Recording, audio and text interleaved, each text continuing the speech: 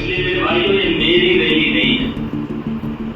अगर गंभीरता तक सोचोगे तो सबकी इज्जत खतरे में है। जैसे मंथरा में कुछ रोल प्ले किया था, कैकेयी ने कुछ रोल प्ले किया था, वैसे दिनेश फोगाट मेरे लिए मंथरा बन गई। हम मंथरा को धन्यवाद देते हैं, कैकेयी को धन्यवाद देते हैं, वैसे हम कुछ दिन के बाद दिनेश फोगाट को भी धन्यवाद देंगे तो उसका पूरा का पूरा परिणाम आ जाएगा। जब मैं कुश्ती का अध्यक्ष बना था, दुनिया के अंदर भारत का नंबर वो 19वें नंबर पर था, 30वें नंबर पर था, 30वें नंबर पर, 19वें नंबर पर, और आज मेरे कार्यकाल में टॉप 5 में भारत की टीम है। टॉप 5 और लड़कियों की टीम टॉप 3। मेरे अध्यक्ष बनने के पहले एक साल में फेडरेशन 3 टूर्नामेंट कराती थी। 3 मेरे अध्यक्ष बनने के पहले फेडरेशन एक साल में 3 टूर्नामेंट कराती थी। मेरे कार्यकाल में 3 की जगह 25 टूर्नामेंट एक साल में होते थे। 25 टूर्नामेंट एक साल में होते थे। ये जो मेडल की बात कर रहे हैं, एक मेडल के पीछे भारत सरकार का मान करके चलिए तो कम से कम 10 करोड़ का खर्चा है, 10 करोड़ का। और मेरा स्वयं का इनके ऊपर करोड़ के 1.5 करोड़ का खर्चा है इनके ऊपर। ये आज ऐसे नहीं आए। तो भाइयों, मैं बुलाया इसलिए हूं, देखिए अमर सिंह बैठे खड़े हो। परसों इन्होंने अपनी बेटी का कन्यादान किया है। परसों इन्होंने अपनी बेटी का कन्यादान किया है और एक सप्ताह पहले इनके ऊपर गैंग रेप का मुकदमा लिखा गया है। गैंग रेप, उसके लिए मुफ्त अभियुक्त है। देख लीजिए, इस कानून से डोनाल्ड ट्रंप परेशान है। डोनाल्ड ट्रंप परेशान है। डोनाल्ड ट्रंप परेशान। कितने बच्चे रोज आत्महत्या करते हैं? कितने बच्चे रोज आत्महत्या करते हैं?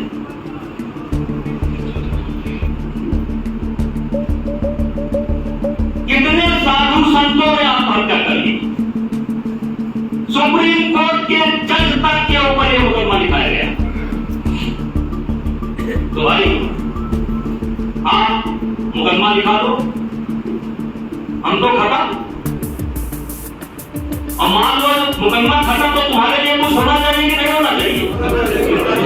अगर आपने झूठा मुकदमा लिखाया है तो आपके ऊपर कुछ होना चाहिए कि नहीं होना चाहिए? और भाइयों, मैं मानता हूं कि भगवान या ऊपर वाले मुझको माध्यम बना रहे हैं, क्योंकि भगवान स्वयं नहीं आते, तो किसी न किसी को माध्यम बनाते हैं। और हमको लगता है कि इस 65-70 वर्ष के उम्र में मुझको एक लड़ाई और लड़नी है। एक लड़ाई और लड़नी है। और मेरे भाइयों, मैं आपसे कहना चाहता हूं, ये मेरी रैली नहीं है। अयोध्या में एक प्रकार से समाज के लिए, सामाजिक चेतना के लिए एक यज्ञ होने जा रहा है। एक यज्ञ होने जा रहा है, क्योंकि इसमें सब सुरक्ष रहे हैं। यज्ञ होने जा रहा है और इसीलिए संतों ने एक विशाल रैली का आयोजन किया है। जिसमें अयोध्या के संत होंगे, मुस्लिम समाज के भी धर्मगुरु होंगे, सिख समाज के भी धर्मगुरु होंगे, ईसाई समाज के भी धर्मगुरु होंगे, सुप्रीम कोर्ट के बड़े बड़े अधिवक्ता होंगे। आज मैं केवल इतना कहना चाहता हूं कि उस दिन संत बोलेंगे, उस दिन धर्मगुरु बोलेंगे, उस दिन सुप्रीम कोर्ट के वकील बोलेंगे और देश सुनेगा। और जो बोलेंगे देश सुनेगा और देश में वो आवाज फैलेगी, गूंजेगी और आवाज गुजराती बनेगी। मेरे भाइयों, मैंने स्पष्ट कर दिया है कि उस मंच से मेरे केस का कोई जिक्र नहीं होगा, क्योंकि ये दाग मेरे ऊपर लगा है, इसको धोने का काम मेरा है। मैं अपने लिए आपको नहीं बुला रहा हूं, ध्यान रखना। ये आपके बाल बच्चों के भविष्य के लिए मैं आपको अयोध्या बुला रहा हूं। आपके यानी देश के जो बाल बच्चे हैं, गुरु हैं, साधु हैं, माधवा है, संत है, वकील है, जज है, कलर्क है, अधिकारी है, IAS है, IPS है, इंजीनियर है, सबके लिए आपका आह्वान कर रहा हूं। और मेरे भाइयों, आपको याद होगा मायावती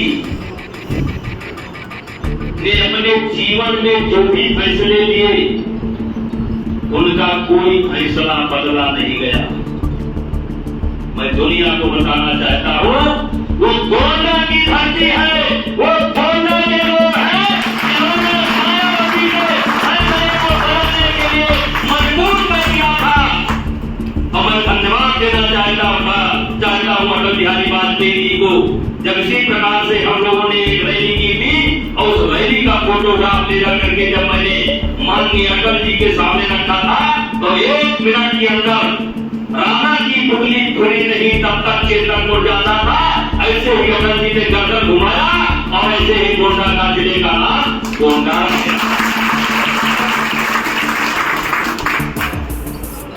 तो मुझको लगता है इस काम के लिए भी भगवान ने हमारे शायद गोंडा के लोगों को चुना है,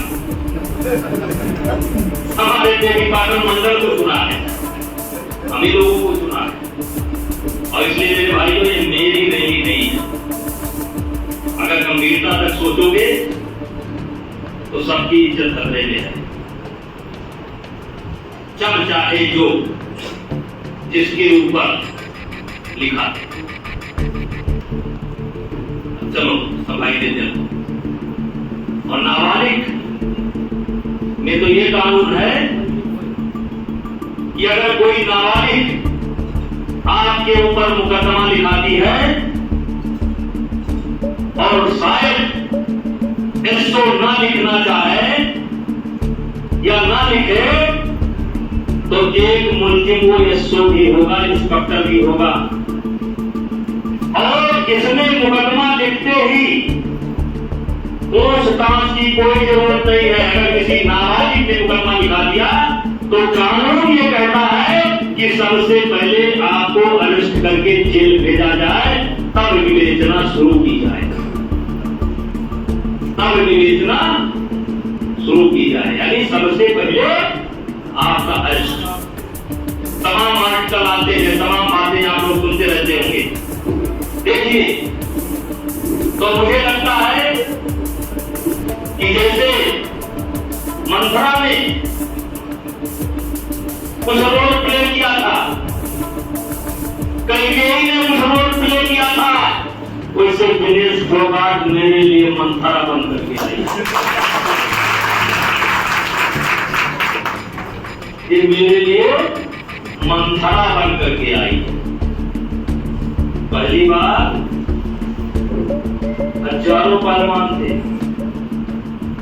इस बार 3 पति 3 पत्नी, 3 पति 3 पत्नी। सातवां कोई नहीं है। लेकिन जैसे आज हम मंथरा को धन्यवाद देते हैं, कैकेयी को धन्यवाद देते हैं, वैसे हम कुछ दिन के बाद दिनेश फोगाट को भी धन्यवाद देंगे, तो उसका पूरा का पूरा परिणाम आ जाएगा। तो मेरे भाइयों, मंच पर बैठे हुए सारे प्रमुख जिला पंचायत सदस्य, मेरी बात को गंभीरता से लीजिए। ये कोई छोटी लड़ाई नहीं है और ये केवल किसी व्यक्ति के लिए नहीं है। आप अगर सोचो, मानो, तो आपकी लड़ाई है, आपके बाल बच्चों के भविष्य की लड़ाई है। मुझे याद आता है, एक हरियाणा से एक महिला पहलवान ने, एक महिला ने हमको फोन किया। उसने कहा कि मैं टीवी के सामने अपनी कोई बात रखना चाहती हूँ, मीडिया के सामने कोई बात रखना चाहती हूँ, लेकिन कोई मीडिया वाला आ नहीं रहा है। हमने कहा चलिए व्यवस्था करता हूँ। और मीडिया वाले जब उस महिला के पास पहुंचे तो उसने कहा, मैं अपने बच्चे को आईएएस की तैयारी करा रहा हूँ, करा रही हूँ, मैं अपने बच्चे को आईएएस बनाना चाहती हूँ। कोई किया करके मेरे इस बच्चे की जिंदगी खराब कर सकता है। ऐसे आप अपने बच्चे को कौन बनाना चाहते हैं? कोई भी एक छोटा मामला लेकर के आ जाए तो आपके बच्चे की जिंदगी खराब कर सकता है, आपके सपनों पर पानी फेर सकता है। इसलिए ज्यादा कुछ हम नहीं बोल सकते, हम बोलेंगे भी नहीं, लेकिन संत बोलेंगे। और इस देश में जब जब कोई ऐसी विषम परिस्थिति आई है, तब तक हमारे संत महात्मा गुरु उलेमा ये लोग ही विचार विमर्श करके कोई न कोई रास्ता दिखलाए। और ये जन चेतना रैली एक तरीके से आपस में परामर्श करना है, परामर्श, विचार विमर्श। वो संत आपसे विचार विमर्श करेंगे, सुप्रीम कोर्ट के अधिवक्ता आपसे विचार विमर्श करेंगे और आपका समर्थन लेंगे।